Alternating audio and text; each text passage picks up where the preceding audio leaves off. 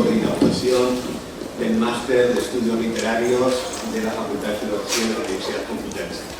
La verdad es que, como veíamos el lunes, es un verdadero placer teneros en el Paraninfo, veros las caras, parte de las caras, muchas mascarillas. Estábamos pensando en hacer una mascarilla del MEN, de nuestro máster, así que también para tener un elemento corporativo también de difusión, ¿no?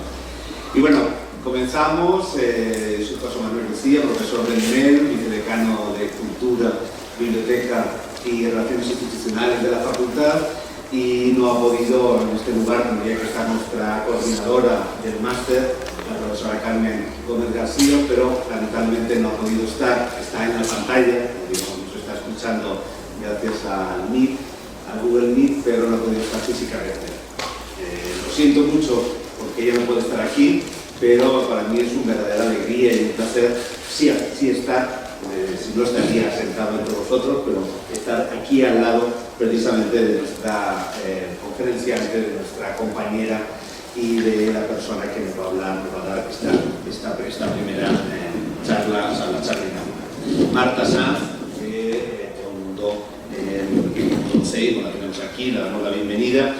Y además Marta es filóloga. Nosotros también nos interesaba mucho que como conferencia inaugural tuviéramos a una escritora, pero una escritora que también, como vosotros, ha tenido toda esa formación filológica, literaria, y que, bueno, luego nos contará o no, pero sí que está ahí presente, digamos, en los libros.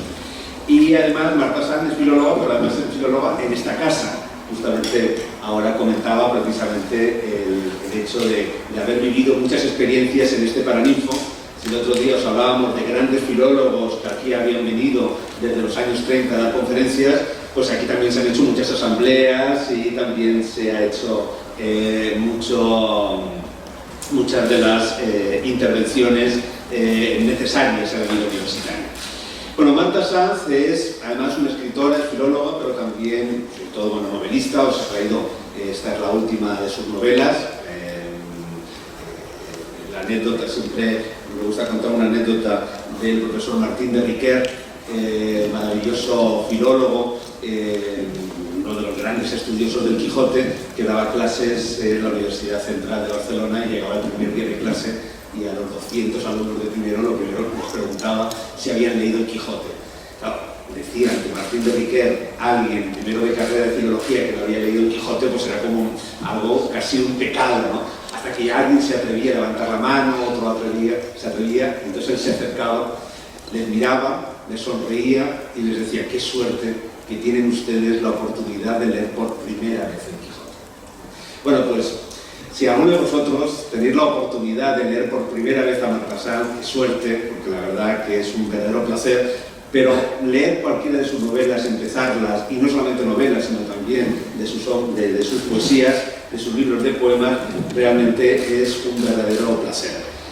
Marta tiene esa capacidad de no solamente contarte unas historias que te atrapan, unos personajes que terminan siendo y formando parte de tu vida, sino además con un estilo que poco a poco te va llevando a un mundo que precisamente es el que nosotros tenemos que intentar desentrañar, estudiar, analizar con todas las herramientas que precisamente vais a aprender y en este máster durante este año. Así que bueno, había traído algunas notas de lo que habían dicho de ella, pero creo que más que lo que otros han dicho de ella, lo que estamos todos deseando es precisamente escucharla.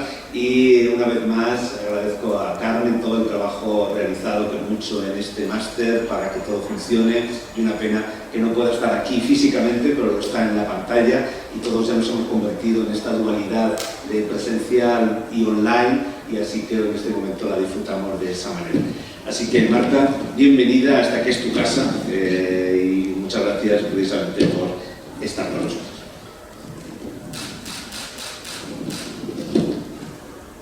Muchas gracias a todo el mundo por haber venido aquí esta tarde. Yo le quiero agradecer muy especialmente a José Manuel Lucía su presentación, y sobre todo quiero dar las gracias redobladas, triplicadas y lo que seadas, no sé, porque soy de letras y entonces me confundo con los múltiplos y con las elevaciones a las enésimas potencias, a Carmen Gómez García. Carmen Gómez García es la persona que ha estado pendiente, que hace el seguimiento, que me lo ha puesto todo muy fácil para que hoy podamos celebrar aquí este encuentro.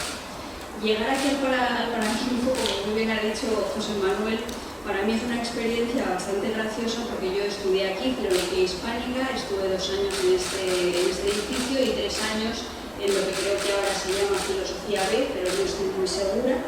Nosotros le llamábamos también Galerías Castañeda, porque parecía como una especie de edificio de unos grandes almacenes antiguos.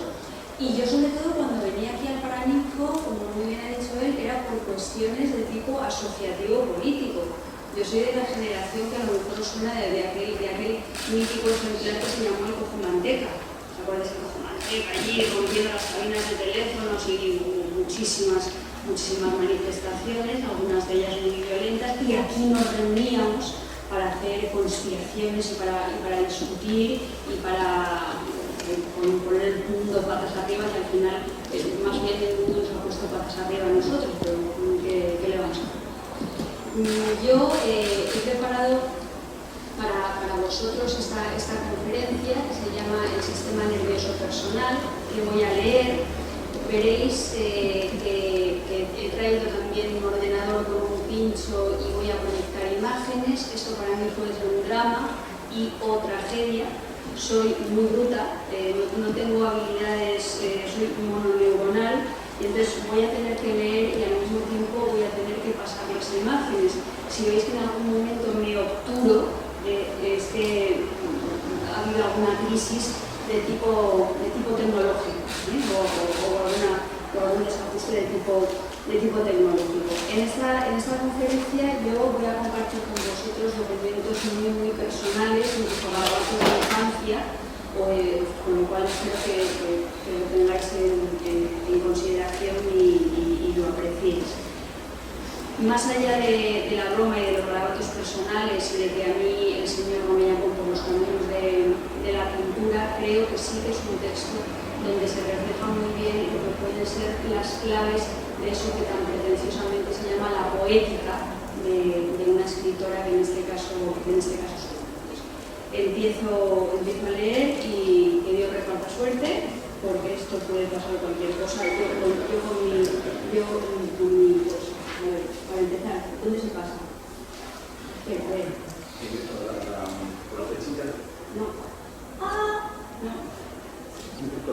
Casi mejor. No se pasa.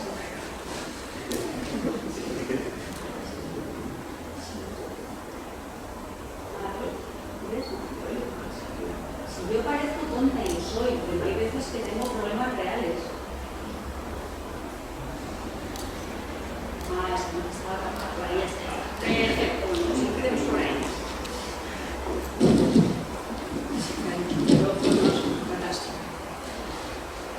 Me acabo de dar cuenta de que he dado nombre a esta charla con un título que alude a mí misma en tercera persona. Quizá luego porque me voy a diseccionar académicamente, como lo llevo haciendo hace años y literariamente, sobre la mesa del doctor Nicolae Stulp. Me parto el cuerpo en rebanadas para reconocer las zonas de luz y oscuridad comunes. La luz de mis historias quiere parecerse a la de los cuadros de Rembrandt. Ojalá su lección de anatomía, que estáis viendo en este momento, se vincule sostenida por una sola hebra de carne con mi novela. Desde luego a ratos me siento barroca y me gustan las luces de las estancias interiores.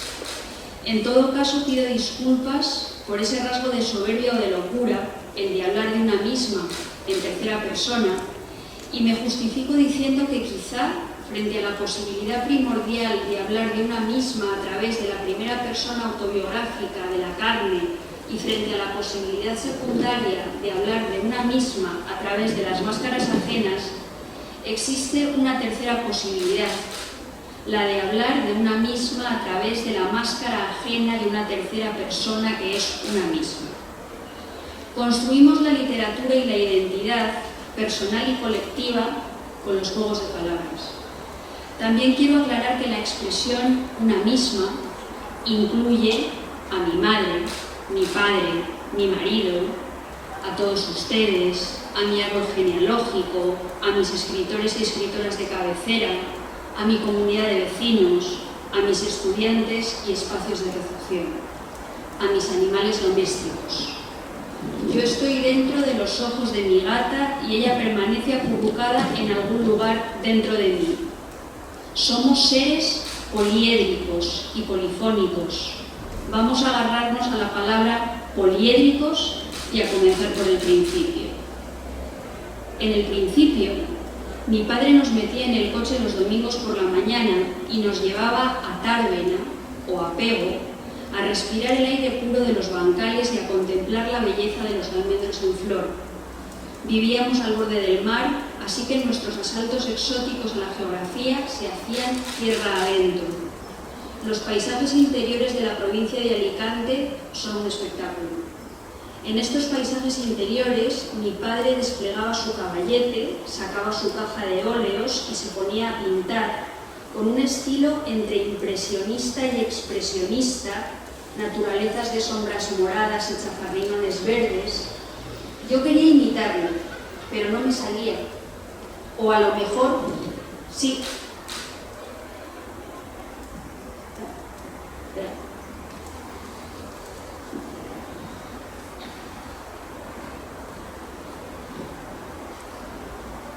Ahí está, ha costado, pero al final lo hemos conseguido. O a lo mejor sí, esto es una obra maestra mía.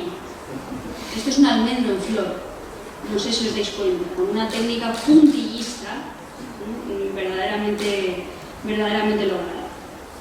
Tampoco me salían las abstracciones cubistas, los experimentos con palillos, y aquí viene...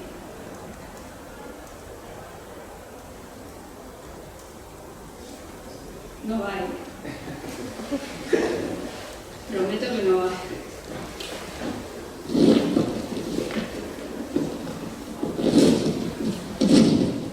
Ahora, va a la quinta. Ah, entendí primero, vale. Venga. Pues como os decía, tampoco me salían las abstracciones cubistas, los experimentos con palillos, con los que mi padre había jugado en su adolescencia. Luego, años después, en el instituto, aprendí geometría y dibujo lineal disciplinadamente. Ahí tenéis mi disciplina lineal, y comencé a dibujar cuerpos humanos y jarras, jarritas y teteras.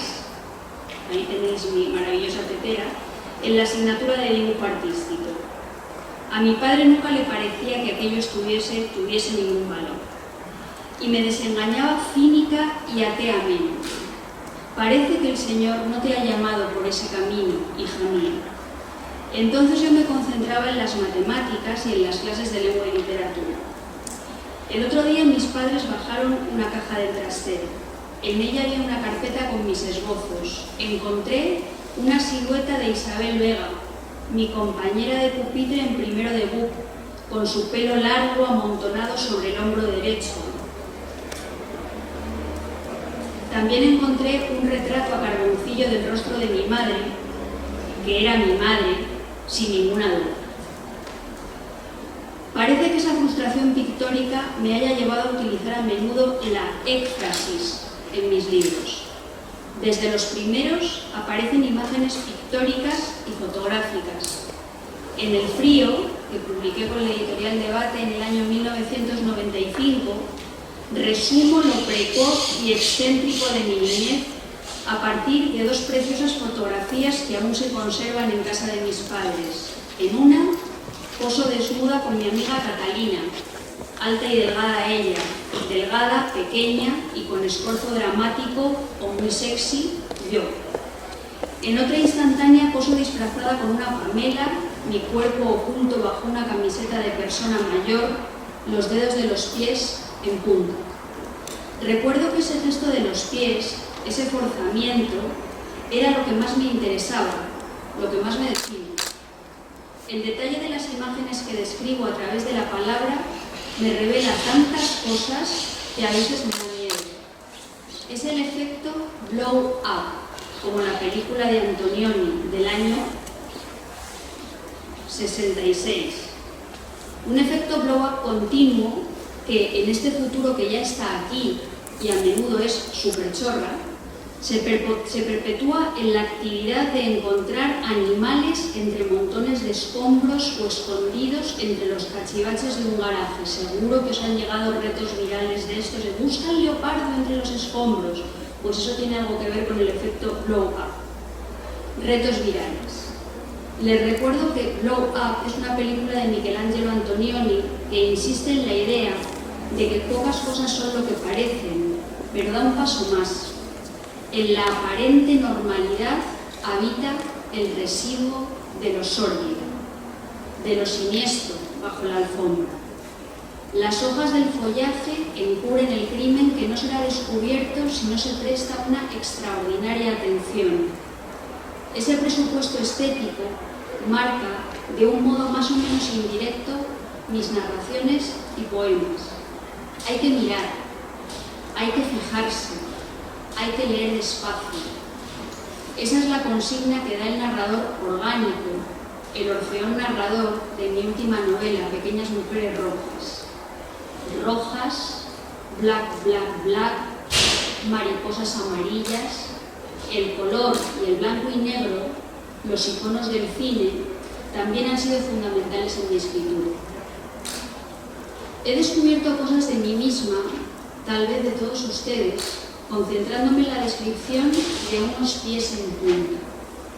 Las fotos, los cuadros descritos, las imágenes que no, pero que se describen como si lo fueran, la reducción de mi anatomía a lo pintado que define lo vivo, se llevan a cabo a menudo con la finalidad de bosquejar nuestra identidad, mi identidad, nuestro cuerpo, mi cuerpo, con la intuición de que mi cuerpo, además de ser el suyo, es el cuerpo de una representación mantenida a lo largo del tiempo y del espacio, un cuerpo aspiracional y a menudo difuso, un cuerpo de media en el objetivo de la cámara que muchas veces nos hace infeliz.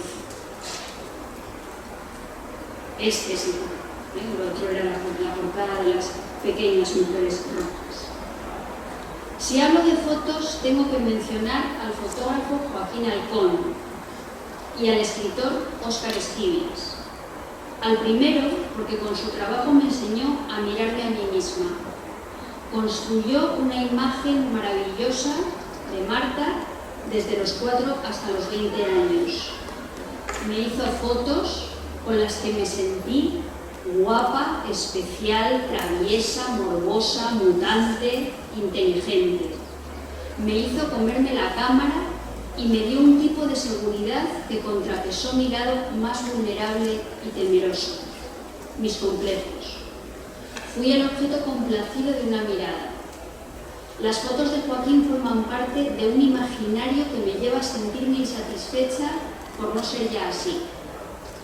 Uso sus fotos como los restos de ese paraíso perdido en el que también, entre las hojas, se esconden las serpientes. La portada de Daniela Astor y la caja negra. Soy yo a los 5 años. Soy yo. Soy la Marta que tengo dentro, la que se va escondiendo entre los pliegues y repliegues de mis párpados y de mis ojeras. Mi bello retrato de Dorian Gray, un intertexto fundamental en mis libros, igual que el espejo en el que se mira Bellamy. Y os cito un párrafo de Bellamy de Guy de Maupassant. Subía lentamente los peldaños con el corazón palpitante, ansioso, obsesionado sobre todo por el temor al ridículo, y de repente columbró frente a él a un caballero con traje de gala que lo miraba. Se encontraban tan cerca uno de otro que Duroy hizo un movimiento de retroceso y después se quedó estupefacto. Era él mismo, reflejado en un alto espejo que formaba en el descansillo del primero una larga perspectiva de galería. Un impulso de gozo le hizo estremecerse, pues se encontró mucho mejor de lo que había pensado. Al no tener en casa sino un espejito de afeitar, no había podido contemplarse de cuerpo entero, y como solo veía muy mal las diversas partes de su improvisado atuendo, se exageraba sus imperfecciones, se azaraba con la idea de estar grotesco. Pero he aquí que al verse bruscamente en la luna ni siquiera se había reconocido. Se había tomado por otro, por un hombre de mundo, a quien había encontrado muy bien, muy chic, al primer vistazo. Y ahora, mirándose con cuidado, reconocía que efectivamente el conjunto era satisfactorio. Entonces estudió cómo hacen los actores para aprender un papel. Se sonrió, se alargó la mano, hizo gestos, expresó sentimientos, asombro, placer, aprobación, y buscó los grados de la sonrisa y las intenciones de la mirada para mostrarse galante con las damas, darles a entender que se las admira y se las desea. Fin de la cita. Así nos pintamos en los libros, con fotos, daguerrotipos, retratos de grupo, mechones de pelo guardados en un relicario, selfies, fragmentos del cuerpo o cuerpos enteros, pollo o pechuga, como leemos en Daniela Astor, una novela donde los referentes femeninos son las bellas imágenes de la transición. Y os cito un fragmento de Daniela Astor. Aunque parezco otra persona, con la cara lavada, estoy igual de guapa que cuando me pinto para salir a tomar un cóctel y me pongo vestidos negros con la espalda al aire, cuyo escote me llega casi hasta la rajita del culo. Casi es una palabra muy importante en mi vocabulario. A menudo uso pendientes colgantes y me descubro la nuca. Me recojo la melena en un moñete que deja a la vista las concavidades de ese punto desde el que, como un río, nace un blanco cuello de cisne que desemboca en el cráneo. Son concavidades sexy. Muslo o pechuga, a la plancha, garzón. Fin de la cita. En el pentimento de estas líneas, y la palabra pentimento es muy importante para entender la literatura, porque alude a lo que está por debajo, a lo que sustenta nuestra mirada de modo consciente o inconsciente, están Agatha Lis, Nadiuska, María José Cantudo, Amparo Muñoz, y en el pentimento de otras líneas están los espejos de Borges y el autorretrato de Cervantes. Estas que veis aquí son las Amparos Muñozes, las Nadiuskas, las Bárbaras Reis y las Agatha Lis, que a vosotros ya ni os sonarán, pero en mi época eran muy importantes, tremendamente importantes, tan importantes como Adolfo Suárez. No es frecuente que un escritor o una escritora se autorretraten. No lo hacen con la espontaneidad de un Durero o de un Van Gogh, con la discreción de Velázquez. Este no es Velázquez, pero bueno, da igual, esta es Anaïs Nin, luego hablaremos de ella. Exceptuamos el desparpajo de Anaïs Nin en sus diarios. Tenía 12 años cuando decidió describirse, pintarse. Fijaos que el fragmento que voy a leer lo escribe una niña de 12 años en un diario, con una conciencia de su cuerpo, que es una cosa espectacular. Nunca me he tomado la molestia de describirme en el diario. Tiene gracia hablar con alguien sin decirle quién se es. Ahora voy a cumplir ese pequeño deber. Soy Ángeles, Anaís, Juana, Antolina, Rosa, Edelmira, Nin y Culmel. Tengo 12 años y estoy bastante alta para mi edad, todo el mundo lo dice. Soy delgada. Tengo los pies grandes y las manos también, con los dedos largos, que suelo crispar por nerviosismo. Tengo la cara muy pálida, unos grandes ojos castaños perdidos y temo que revelen mis insensatos pensamientos. La boca grande, me río muy mal. Esto es espeluznante, ¿no? Que una niña de esta edad tenga conciencia de que se ríe muy mal. Me río muy mal y sonrío regular. Cuando me enfado, hago una mueca con los labios. En general estoy seria, un poco distraída, Mi nariz es un poco culmel, quiero decir, un poco larga, como la de la abuela. Tengo el pelo castaño, no muy claro, que me llega un poco por debajo del hombro. Mamá dice que son mechas y yo siempre las oculto en una trenza o recogiéndomelo con una cinta. Mi carácter, me enfado con facilidad, no puedo soportar la menor broma, pero me gusta hacerlas. Me gusta el trabajo, adoro a mamá y a papá. Y por encima de todas mis tías y todo el resto de mi familia, sin contar mamá, papá, Torvald y Joaquinito, quiero mucho a mi abuelo. Me encanta leer y escribir, es una pasión. Creo firmemente en Dios y en todo lo que Dios me dice a través de la Santa Iglesia. Siempre recurro a la oración. Me cuesta tomar afecto y solo consigo querer a la gente que me parece igual que yo. Soy francesa. Una francesa que ama, admira y respeta su país. Una verdadera francesa. Siento admiración, aunque no tan fuerte, claro, hacia España y sobre todo hacia Bélgica. Mis pensamientos, el diario los conoce tan bien como yo, incluso mi retrato. Fin de la cita. La Marta representada o captada en la portada de Daniela Astor es la Marta a la que no pienso renunciar. Salvaje. La Marta que se creía mucho más mala y hermosa de lo que era realmente. En cuanto a Óscar Esquivias, el otro escritor que he citado, solo les diré que vivo rodeada de hermosas imágenes porque él me manda postales y con sus palabras de felicitación, con sus agudezas o cariños, viene una fotografía de Brigitte Bardot, Romy Schneider, Shirley MacLaine, Jean Sever, Sofía Loren, Vivian Leigh, Joan Woodward, Catherine Deneuve, Audrey Hepburn, Elizabeth Taylor, Anna Magnani o Katharine Hepburn. Bueno, debe estar por ahí metida en alguna parte. Montones de Katharine Hepburn, la actriz de Hollywood que marca mi destino por motivos astrológicos que desvela Manuel Puig. No sé si habéis leído a Manuel Puig, pero Manuel Puig dice que no somos Escorpio, Libra, Sagitario o Cáncer, sino que somos del signo del zodiaco de la actriz de Hollywood que ganó el Oscar en el año de nuestro nacimiento. Por eso yo, como en el año de mi nacimiento ganó el Oscar Katharine Hepburn, soy del signo de Katharine Hepburn. Vosotros veréis. Buscaos y encontraréis vuestro destino más allá de lo que digan los astrólogos de la televisión.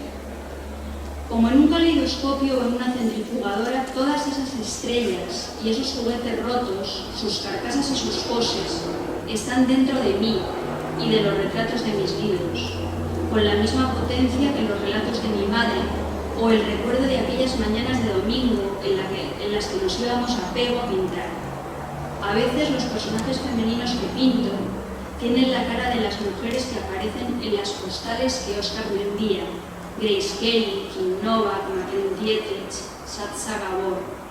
No tengo a Julianne Moore en postal, pero su cara es la de Lorena, apodada Mrs. Robinson, en una novela que escribí en el año 2006 que se titula Susana y los viejos.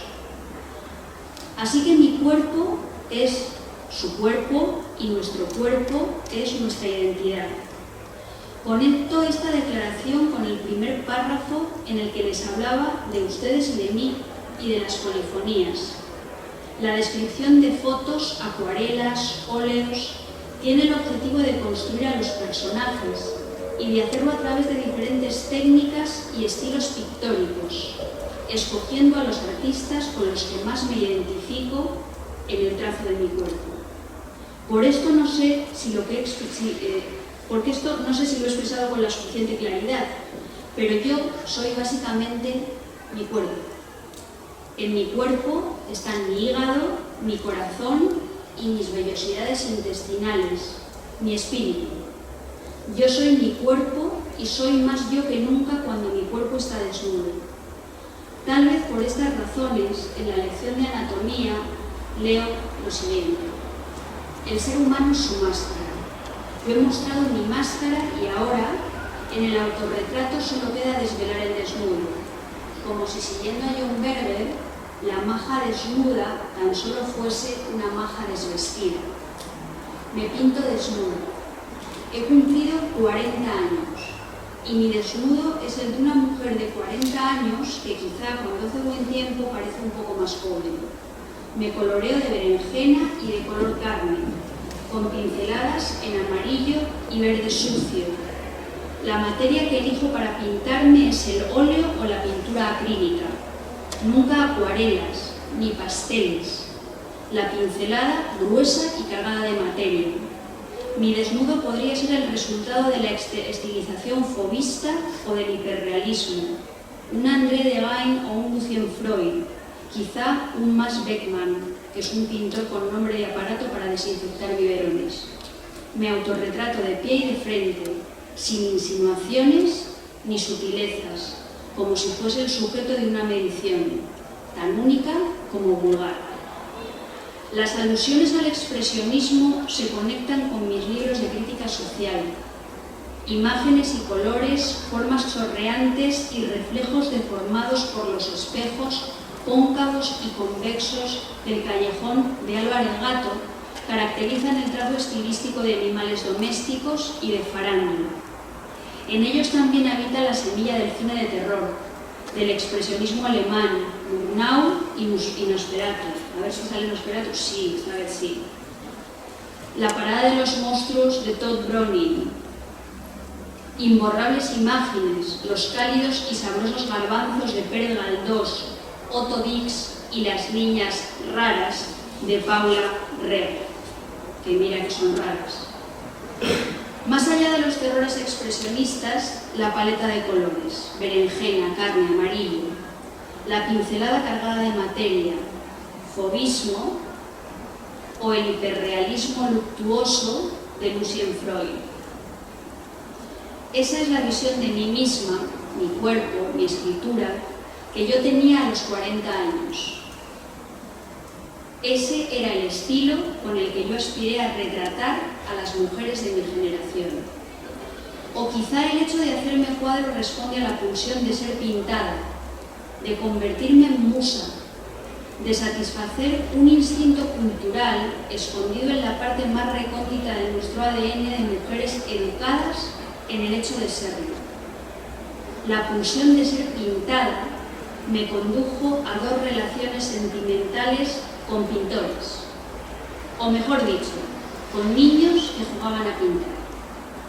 Con uno de esos niños visité París y nuestra visita a los fondos del Jeu de Paume, que ahora forman parte de la Galería de Orsay, quedó para siempre grabada en mi retina y en mis libros. Las melifluas mujeres de Puvis de Chavannes, y más tarde, tras una visita londinense, las bellezas clásicas de los prerrafaelistas. Ni aquellos niños pintores, ni yo, satisficimos nuestras expectativas, nuestros deseos reales o impostados, y aquel juego entre sujetos y objetos, entre miradas, aquel intento de convertirme en un fetiche distinto del que yo quería ser, no porque yo renunciase a ser fetiche, sino porque ellos no entendían la calidad y cantidad de mis aspiraciones. Yo quería ser un dibujo de Esther y su mundo, las macizas de los cómics de Esteban Maroto, Lana Turner en las carátulas pintadas del cine. Lana Turner era tremenda. El hada de los cuentos troquelados, la tapa de un disco de Sylvie Vartan. Aquellas intensas relaciones acabaron, por lo tanto, en catástrofe y apocalipsis. Menos mal que no hubo muertos, como en El túnel de sábado, que es una novela que si no habéis leído deberíais salir corriendo a leer, ya, inmediatamente. Yo era muy pop y no lo sabía. En mis libros la pintura se relaciona con el desnudo femenino porque tengo la intuición, casi la certeza, de que la mujer ha sido reducida a cuerpo a lo largo de la historia de la literatura y del arte. Y esa intuición, tal vez esa certeza, me lleva a forjar la metáfora de que el cuerpo es un texto y especularmente el texto es un cuerpo. Porque eso, la fragmentación e hibridación de un texto como clavícula, quiere reflejar el caos y la descomposición del cuerpo físico ante la experiencia del dolor. Por eso, la menopausia y el cuerpo poco fotogénico de la mujer de cierta edad buscan salir del territorio de lo obsceno, es decir, del fuera de la escena, y colocarse en el primer plano de las narraciones al lado de esas mujeres maternalizadas o cosificadas en estereotipo de pigmaleónicas estatuas, bellas sin alma o fierecillas domadas. Ese imaginario permanece dentro de nosotras. Ese imaginario está ahí para deconstruirlo y para sacarle partido, para entender el origen de nuestros deseos, para aferrarnos a él o decantarlo. Las mujeres hemos sido cuerpo y hemos sido cuerpo desnudo, sexualizado en las ideas de fertilidad o de seducción. Se nos ha pasado por el filtro de la misoginia deformante e idealizante y se ha ejercido contra nosotras una violencia estructural que se refleja en las formas de representación. En mi relato, esta idea recurrente apareció por primera vez de una manera muy explícita en Susana y los viejos. En esta novela, partiendo de un pasaje bíblico, se contrastaban las representaciones del acto de violencia contra Susana por parte de los viejos. Las representaciones muelles, blandas, confortables, para decorar los salones con el cuadro de la pintora italiana Artemisia Gentileschi, que fue violada por un amigo de su padre. La repulsión, el miedo, la ira que expresa el esfuerzo de su mujer desnuda, nada tiene que ver con la Susana de Tintoretto o la de Guido Reni. La versión de Gentileschi asienta un nuevo imaginario que desmorona prejuicios ya en el siglo XVII contra el consentimiento y la normalidad de la violencia sexual. Leo un fragmento de mi novela que puede resultar expresivo en este sentido. Se van sucediendo los colores y las formas, y la casta Susana de la pintora Artemisia Gentileschi pierde su pudor rebelde, esa fuerza repelente con la que se aparta de los viejos y recta hacia los bordes de sus túnicas para babearles los tobillos e ir subiendo, como Linda Lovelace, buscando con qué saciar su garganta profunda. A la Susana de Goya, enrevesada en sí misma, rollo de carne reflexivo, el clítoris le cuelga hasta la mitad del muslo, y una Susana con los ojos en blanco se deleita en la contemplación de los ejércitos de viejos que la amenazan con sus vergas en alto y sus manos abiertas, que exhiben extendidos sus 10 dedos y sus 10 uñas. Todos los viejos se abalanzan sobre Susana, y la carne ebúrnea de la hembra se colorea de morado. Los viejos violan a Susana por todos los agujeros, y en el batiburrillo de las fisonomías amorfas, Felipe se reconoce eyaculando sobre el pecho de una mujer rodeada de heces, con el cabello chorreante a causa de la lluvia provecta y dorada de los viejos meadores de doncellas con el himen remendado.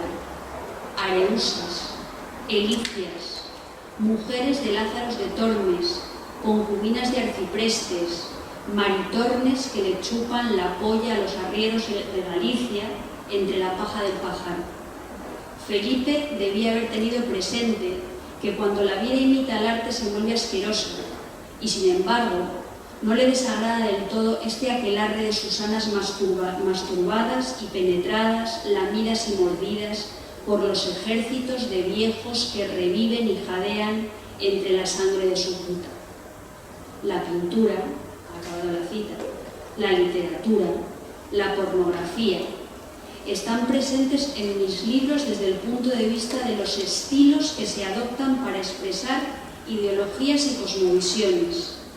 No son solo temas, no son solo paráfrasis de cuadros ya existentes, tienen que ver con mi sistema nervioso personal. En mi última novela, Pequeñas mujeres rojas, se juega con una técnica pictórica que consiste en ir superponiendo transparencias. Cada transparencia tiene sentido autónomamente, pero colocadas unas sobre la otra dan lugar a una imagen compleja y distinta. Ese es el efecto que yo perseguía con la superposición de las novelas que componen la trilogía del detective Arturo Zarco. Las tres están vertebradas a través de la médula espinal del cine y de la novela negra.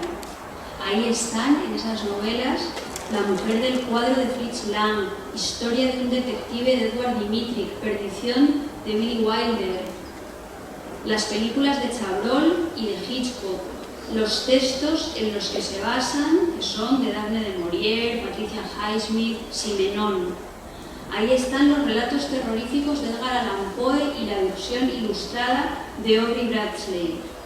Los cuentos de hadas, una estilizada manera de entender el western, pero también la estética gore y el giallo de Dario Argento. El recuerdo imborrable de Suspiria. Una película que vi en un cine de verano a los 8 años. O tal vez creí verla, la imaginé a partir de las secuencias bien escogidas de un tráiler que era simultáneamente sanguinario y hermoso.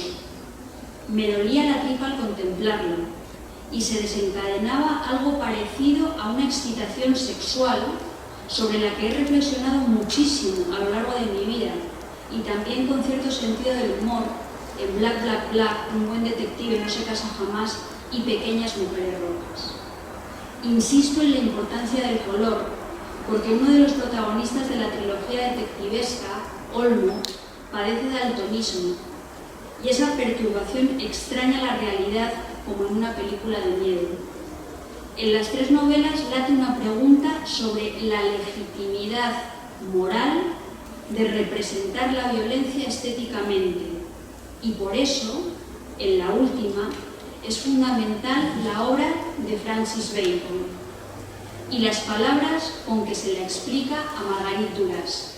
Dice Francis Bacon: no dibujo, empiezo haciendo todo tipo de manchas, espero lo que llamo el accidente, la mancha desde la cual saldrá el cuadro. La mancha es el accidente, pero si uno se para en el accidente, si uno cree que comprende el accidente, hará una vez más ilustración, pues la mancha se parece siempre a algo. No se puede comprender el accidente. Si se pudiera comprender, se comprendería también el modo en que se va a actuar. Ahora bien, este modo en el que se va a actuar es lo imprevisto. No se lo puede comprender jamás. Es básicamente la imaginación técnica. ¿Entiende usted? El tema siempre es el mismo. Es el cambio de la imaginación técnica lo que puede dar la vuelta al tema, el sistema nervioso personal. Imagine escenas extraordinarias. Eso carece de todo interés. Desde el punto de vista de la pintura, eso no es imaginación.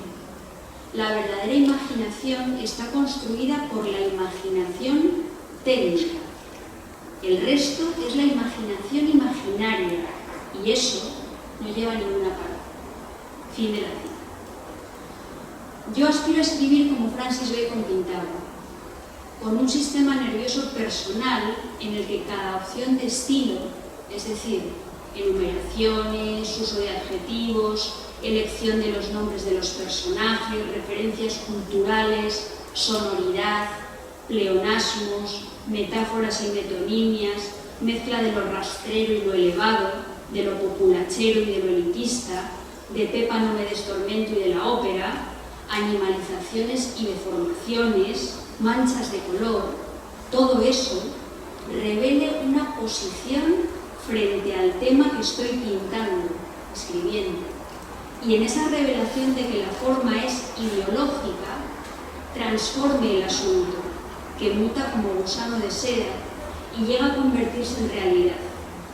Porque literatura y pintura representan, pero también construyen realidad. Porque la pipa de Magritte, que siempre está en mi cabeza mientras escribo, no es una pipa, sino la representación de una pipa. Y sin embargo, también es una pipa, querido René. Muchas gracias.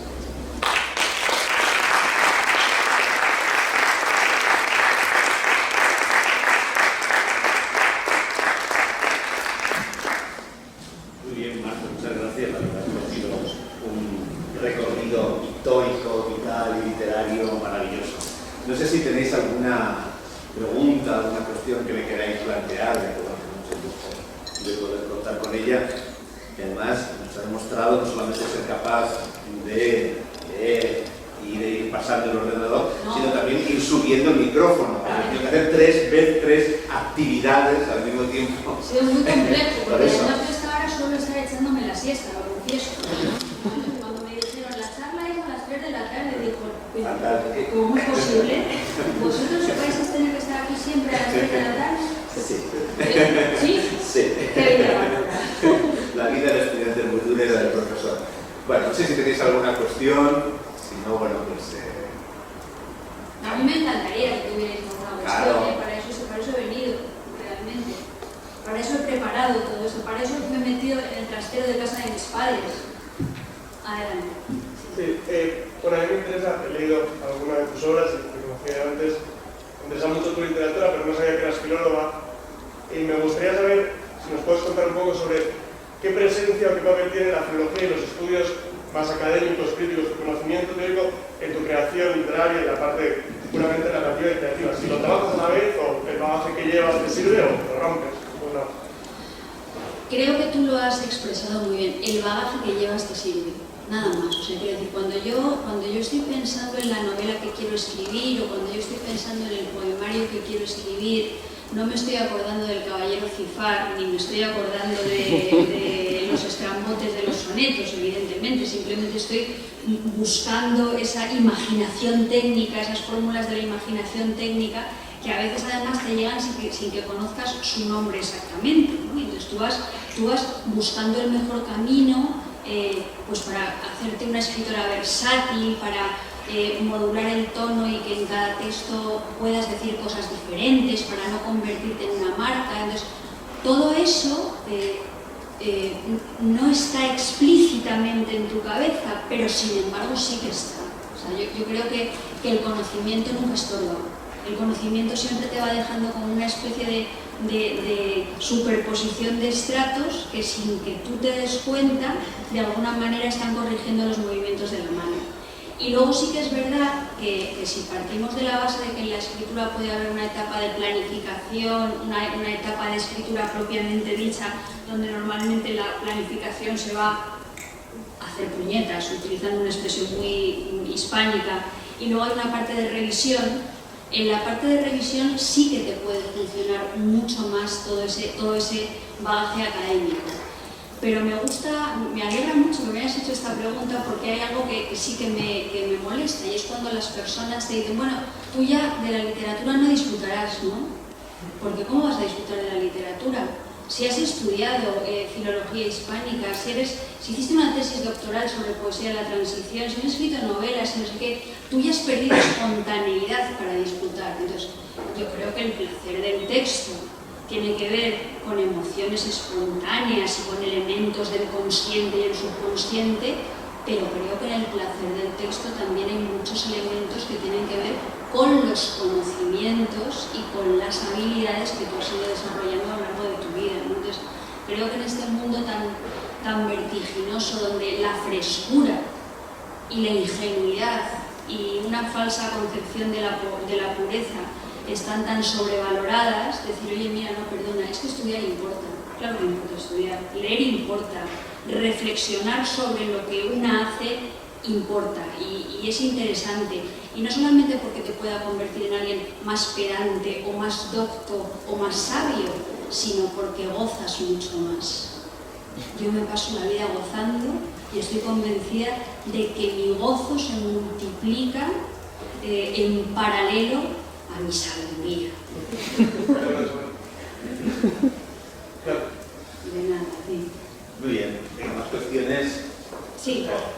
Yo sobre todo por curiosidad y hasta cierto punto por un morbo personal, sobre todo hacia escritores que vivisteis la transición.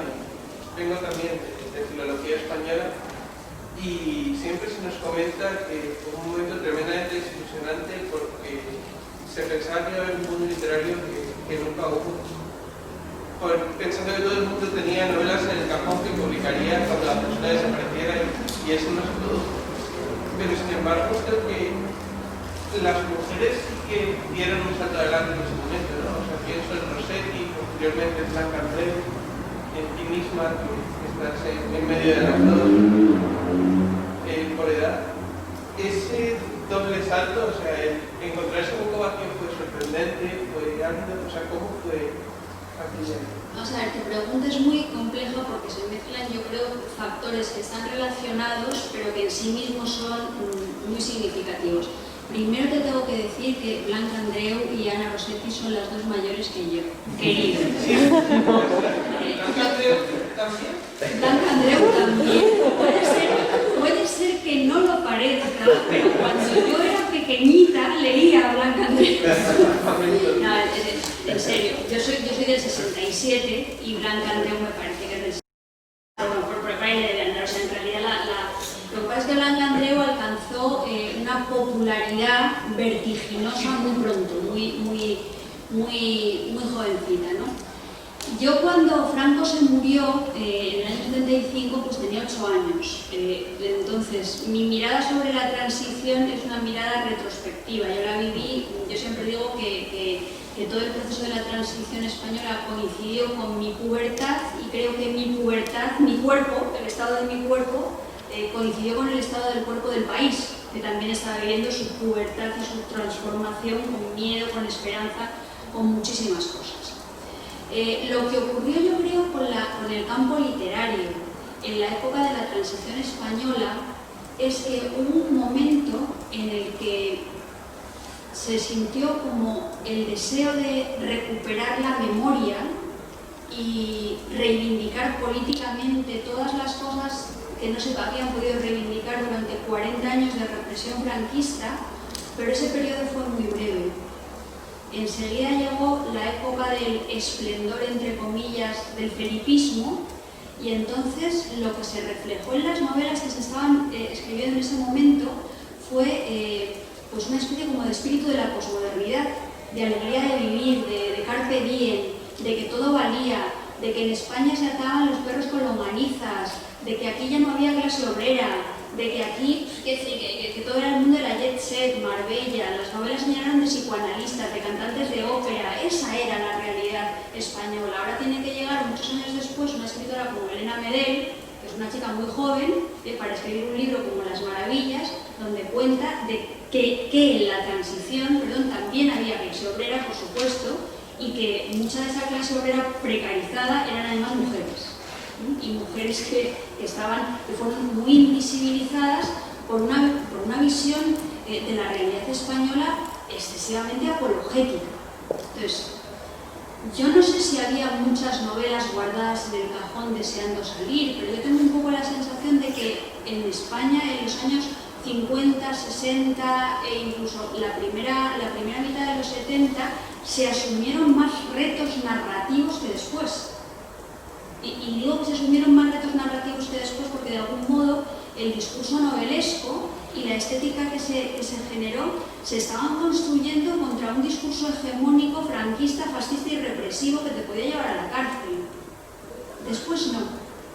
Y además, después las novelas lo que esperan es un poco su conformidad, su connivencia con un estado de cosas marcado por la felicidad y la alegría de vivir. Entonces, lo que ha pasado con el tiempo es que, claro, eso era un espejismo. Entonces, en las novelas de la crisis, y gracias, yo creo que al quiebro fundamental que supuso la narrativa de Rafael Chirles, pues ya empezaron a salir otro tipo de voces y se empezaron a iluminar otro tipo de realidades que parece que devaluaban la literatura. Parece como si en literatura no se pudiera hablar de política, parece como si en literatura no se pudiera hablar de las Kellys, o parece como si en literatura no se pudiera hablar de los jornaleros, ¿no? Parece que el mundo de la literatura tenía que ser otra cosa. Entonces, ahora afortunadamente otra vez volvemos a enfocar hacia esos ángulos muertos, ¿sí? Para contar una realidad que es compleja y que es plural. Entonces, eso desde el punto de vista de la clase y de la transición. Lo que ocurre con las mujeres también tiene mucho que ver con lo que ha pasado en los últimos años. Tiene mucho que ver con el Me Too y tiene mucho que ver con el despertar de las nuevas reivindicaciones y de las nuevas miradas y de las nuevas voces del feminismo que yo creo que en lugar de ser puritanas, como se dice, lo que están un poco desvelando es el hecho de que en la literatura y en las bellas artes siempre hay un sustrato ideológico y que una buena lectura es esa lectura que es capaz de sacar a la luz esos niveles del sustrato ideológico. Luego tú te lo quedas o lo desechas, es tu problema. O sea, no se trata de cancelar materiales, no se trata de censurar nada, pero se trata de leer desde la conciencia de que los textos literarios, los textos artísticos, no surgen del sexo de los ángeles, no surgen de la pureza. Hay un discurso dominante contra el que se construyen o que aceptan. Entonces, creo que eso se ha visto muy bien desde el punto de vista del feminismo. Y seguramente por eso ahora muchas de las escritoras más interesantes son mujeres y jóvenes. Pienso en Elena Medel, pienso en Cristina Morales, pienso en Sara Mesa, que es más mayor, en Elena Portela, pienso en mí, que no soy su madre precisamente, aunque a veces me siento así, pero bueno, muy difícil lo que me has preguntado. Espero haberte más o menos contestado, aproximadamente. No, me voy a casa con un trauma. ¡Ay, Dios! ¿Las cuestiones? Sí. Hola, Marta. Hola, ¿cómo estás? Escuchando un poco tu conferencia, hay un momento donde va a quedar bastante claro el nexo que haces de cuerpo e identidad, el momento que has dicho que yo soy mi cuerpo. Por otro lado, en la lección de anatomía, comentabas cosas como que mi madre es en sí misma su propio retrato. Y ahí entramos un poco también en el juego de apariencias, a lo mejor de la pipa, es una pipa, es una pipa. Lo has mencionado también el concepto del cuerpo aspiracional. O sea, está mi cuerpo, yo soy mi cuerpo, soy consciente de mi cuerpo, pero hay también una conciencia de una aspiración, y esa aspiración a veces, como también he dicho, no la marca realmente la propia mujer, en este caso hablando de la mujer, sino la ideología, los hombres, el país mexicano, ¿no? La mujer ha sido parecida al cuerpo, como comentabas. Entonces, cogiendo todo esto por aquí por un lado, también has mencionado que la forma, ya pasando al texto, es la forma es ideología. También parece haber ahí un claro conexión entre la forma textual y el cuerpo en este caso. Se trataría de intentar llevar al cuerpo de la mujer en el campo de batalla, digamos, de la rebeldía, un acto de rebeldía a través del cuerpo, de una conciencia que rompa con ese canon, con esa aspiracional, ese cuerpo aspiracional sea la verdadera aspiración de la mujer y no de la sociedad. Eso como pregunta y vinculado a eso. Y esto que te hace pensar acerca de las redes sociales, Instagram y otros fenómenos similares. ¡Jo! ¿Quieres preguntar? Vamos a ver. Voy a empezar por el final, voy a empezar por lo del Instagram, las redes sociales, todas estas cosas. Yo era una mujer absolutamente renuente a participar en el mundo de las redes sociales, porque me parecía que las redes sociales estaban fomentando un tipo de pensamiento vertiginoso y poco profundo, un tipo de pensamiento que lo que buscaba era la complacencia sistemática y el que te dieran un like, que para mí era exactamente lo contrario de lo que podía suponer el pensamiento crítico, la reflexión, la toma de distancia, todas esas cosas que son, creo que, fundamentales para el pensamiento. Pero durante la época del confinamiento del confinamiento, por razones tremendamente azarosas que tienen que ver con el hecho de que yo acababa de publicar mi novela, que nos habíamos confinado y que entonces todo se empezó a mover a través de las redes. Incluso a mí me llamó un director de las bibliotecas públicas de Gijón, Jaime Priede, que es un poeta magnífico. Me dice: Marta, vamos a hacer un directo de Instagram para hablar de pequeñas mujeres rojas. Y yo le dije: mandé, vamos a hacer un cualo. Yo eso no lo he hecho nunca, no tengo un Instagram. ¡Date de alta inmediatamente! Luego lo agradecí porque he hecho muchísimos directos de Instagram, no como Anabel Pantoja, de otra manera, un poco más sesuda, en Gijón, en Barcelona y en muchos otros sitios. Y además a mí el Instagram me sirvió como para indagar en un tipo de género nuevo, en una hibridación entre la imagen y el texto, que a mí me sirvió como diario de pandemia, y me sirvió para reflexionar y luego para entrar en contacto con personas que me parecieron muy interesantes. Pero soy consciente de que más allá de que yo pueda hacer un uso paródico y reflexivo de Instagram, en Instagram se propicia un modelo de fotogenia que puede ser pues muy dañino, tanto para las mujeres como para los hombres. Para mí lo que es muy importante es que, y esto lo he dicho en el texto y lo he repetido montones de veces, es que las mujeres especialmente tenemos que reflexionar sobre cuál es el origen de nuestros deseos. Porque el origen de nuestros deseos a menudo, como decía Pierre Bourdieu, parten de una expectativa masculina. Entonces, nosotras deseamos cosas que están dentro de nosotras, que forman parte de nuestra tripa y de nuestras vellosidades intestinales, como decía en el texto, que son consecuencia de la carga cultural, de una carga cultural que tenemos naturalizada, que tenemos normalizada. Yo qué sé, el bombardeo de la historia del arte, el rapto de las Sabinas, Andrómeda, no sé qué, pues te hace tener una visión a veces de la sexualidad femenina en la que lo que buscas es ser vejada, fiscalizada, amordazada y apriétame o desátame o apriétame más fuerte o Mónica. Entonces, eso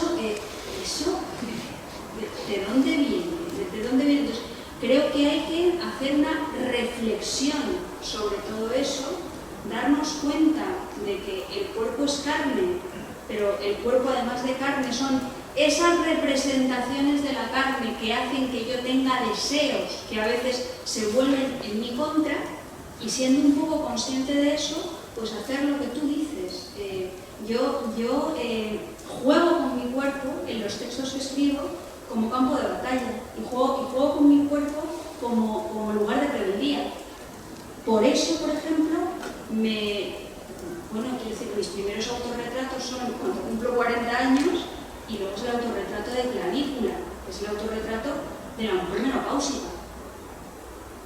Entonces, quiero decir, que tú de repente hables de un cuerpo menopáusico, de un cuerpo en el que te duele la clavícula y que te des cuenta de que ese dolor de clavícula desencadena todos tus miedos metafísicos, físicos, tus miedos a perder el trabajo, tus miedos a quedarte huérfana, tus miedos a enfermar, todo eso, y que todo eso está en tu cuerpo, pero que eso que tú consideras que es tu cuerpo también forma parte de la sociedad y del capitalismo avanzado. Esa idea de que el cuerpo es lo más mío que tengo, pero al mismo tiempo es lo que más comparto con las personas del mundo en el que vivo, creo que es una manera de sacar esa metáfora corporal de lo que serían los cánones establecidos. Yo juego ahí, yo juego con eso. A mí eso me interesa como procedimiento estético que tiene una carga ética muy importante. O hacer una reconstrucción. Sí, es un poco hacer una deconstrucción del imaginario habitual, colocar en primer plano otro tipo de cuerpo de la mujer. Por ejemplo, en Pequeñas Mujeres Rojas yo hablo de la belleza de una mujer coja. O sea, yo reivindico que una mujer coja puede ser bellísima. Y reivindico que en la imperfección de un diente torcido puede haber más sexualidad y sensualidad y más encanto que en una sonrisa profidente.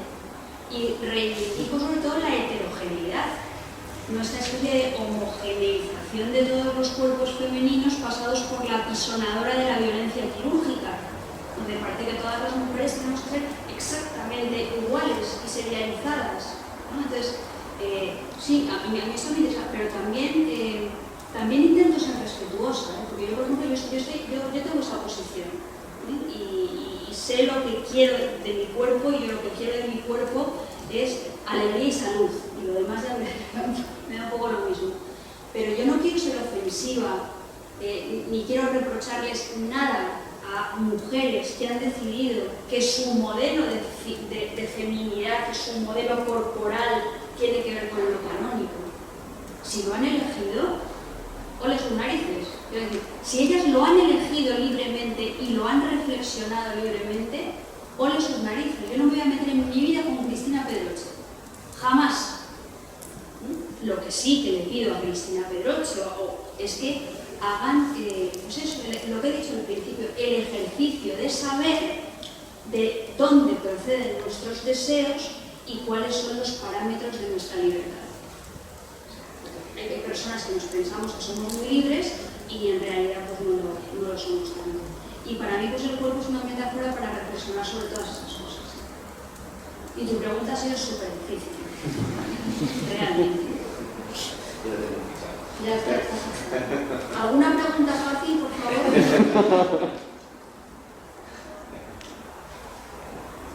Voy a hacerlo fácil. No sé si tiene... Detective Zarco, detective Sí, Zarco. sí. Bueno, cuéntanos, ¿cómo naces? Si pensaste que te iba a tener este desarrollo, etcétera, como también un personaje y una trama. Vamos a ver, el detective Arturo Zarco, así como tal personaje, surge de la combinación atómica, que es una combinación atómica, entre mi propio culturalismo, o sea, yo soy una mujer muy cinéfila y me gusta mucho leer y todas esas cosas, y la visión que yo tengo de otro amigo mío escritor que se llama Luis G. Martínez. Ese es el cóctel del que sale realmente el detective Arturo Zarco. Pero en realidad ese personaje literario nace de algo un poco más complejo, que es un poco mi necesidad de darle otra vuelta de tuerca a un género negro que a mí me parece que está muy rutinizado, que está altamente codificado y que no implica ningún reto de lectura en el espacio de reflexión, es decir, que clienteliza a los lectores, que en lugar de provocar preguntas en quien lee, en lugar de reformular los prejuicios de la persona que lee, lo que hace es hacerle deslizarse como por una pista de hielo cómoda y fácilmente, con lo cual el posible potencial político y el posible potencial de denuncia que tiene la novela negra se va a dar. Entonces, esa es la razón por la cual el detective Arturo Zarco pues, se hace detective porque le gustan las gabardinas y los sombreros fedora, porque le gusta mucho la estética del género negro y es la antípoda perfecta del llamado detective hard-boiled, al que no se parece en absolutamente nada. De la misma manera, en mis novelas negras, la trama y el conocimiento, lo que importa es cómo se utiliza el lenguaje, y de la misma manera, pues la mujer fatal, en lugar de ser Lana Turner con sus 2 piezas blanco, o Bárbara Stanwyck con su cadenilla en el tornillo bajando por la escalera de perdición, pues es un muchacho de 19 años que aparece en una escalera de una comunidad de vecinos del barrio de Malasaña y que es capaz de hacerle perder el oremus al pobre detective Arturo Zarco, que desde que ve a ese chico y es como si le pusiera una loncha de jamón en los ojos y ya no puede descifrar ningún misterio, ningún crimen, ni nada, absolutamente de nada. Entonces, de ahí nace el pobre Arturo. Muchísimas gracias. Bueno, pues no sé si tenéis alguna cuestión más que plantear. Bueno, agradecer nuevamente, la verdad que en este momento de siesta hemos aprovechado muchísimo, hemos aprendido muchísimo y la verdad que es un lujo y un placer tenerte, a escuchar, y la verdad que creo que también los alumnos lo agradecen mucho, el escritor que reflexiona, digamos, sobre su obra, pero no solamente de una manera ajena, sino en este caso problemas que te han abordado en esa manera tan íntima y tan personal, que realmente hace que cuando te leamos seguramente luego vayamos haciendo algunos códigos que nos van a ayudar muchísimo para poder disfrutarlo. Así que bueno, damos por inaugurado, creo Carmen que damos por inaugurado. Carmen, que estará por ahí, damos ya por inaugurado un pantano. Efectivamente. Bueno, este pantano no, por favor. Bueno, este máster, ya esta posibilidad de seguir avanzando y nos iremos viendo en clase. Nosotros tenemos la suerte, somos los únicos en toda la universidad que los másteres los mantenemos presenciales, digamos, bueno, la parte de la educación, con lo que entonces, bueno, manteniendo todas las distancias, pero por lo menos sí que podremos seguir viéndonos, disfrutando y aprendiendo de la literatura y de las artes, precisamente para seguir avanzando en el conocimiento. Así que muchas gracias, Marta. Gracias a todos vosotros.